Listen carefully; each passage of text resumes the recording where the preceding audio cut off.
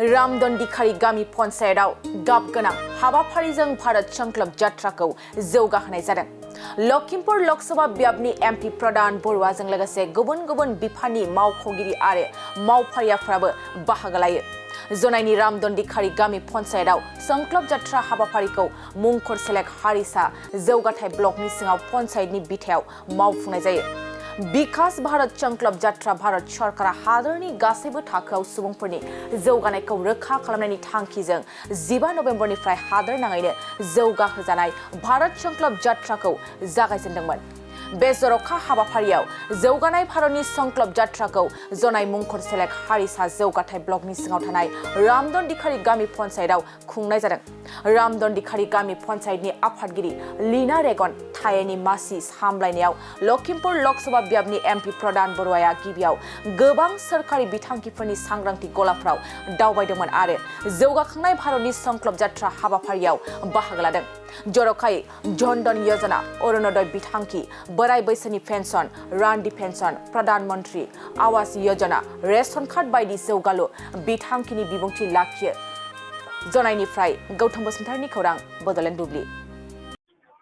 আমি বহুত ৰাইজৰ উপস্থিতিত এইখিনিকে আহ্বান জনাইছো যে ৰেচন কাৰ্ড 100% আমাৰ যাতে ৰামদন পঞ্চায়তে লৈ লয়, আয়ুষ্মান কাৰ্ড যাতে লয়, ঠিক তেনেধৰণে গ্ৰাম্য জীৱিকা অভিযানত 100% মহিলাই যাতে সেল্ফ হেল্প গ্ৰুপ কৰি তেওঁলোকে অনুদানটো লগতে বেংক লিংকেজটো লয়, কেচিচি লোন লয়, PM কিষাণ লয়, এনেকে বহুত আঁচনি আছে যিখিনি আমি 100% ৰামদন্দিখাৰি পঞ্চায়তৰ মানুহখিনিয়ে যাতে লয় তাকে আহ্বান জনাবৰ কাৰণে আহিছোঁ।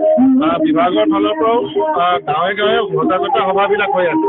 তথাপিতো আমি ডাঙৰ ডাঙৰ এনেকুৱা আনুষ্ঠানিক সভাও কৰিছোঁ আৰু মোদী ডাঙৰীয়াই বিশেষকৈ বিকশিত ভাৰত সংকল্প যাত্ৰাৰে প্ৰতিখন পঞ্চায়তত এটা ডাঙৰ কাৰ্যসূচীও লৈছে।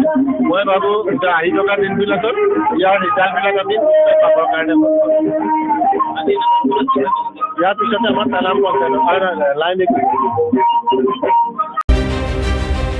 मोनसे गोजोनथाव खौरां।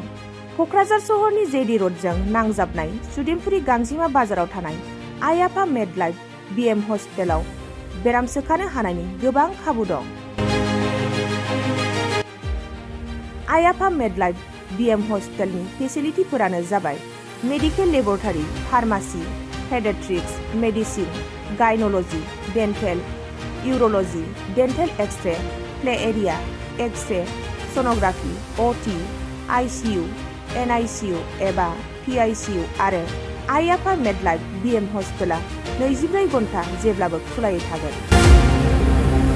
लांलाय लाबोनायनि एम्बुलेन्सआबो मोजाङै सार्भिस थागोन। ओनसोलनि सुबुंफोरा बेराम आजारफोरजों भुगिनानै थाना दंब्ला थाबैनो नोंथांनि देहाखौ फाहामथाय लानो क'क्राझार सहरनि सुदेमपुरि गांजिमा बाजाराव थानाय आइ आफा मेडलाइफ BM हस्पिटालाव गोख्रैनो फाहामथाय लाफैनो हागोन। आबुङै मिथिनो थाखाय 9101655430 एबा 8822688026 जानबुं नम्बराव खौरां लाहरनो हागोन।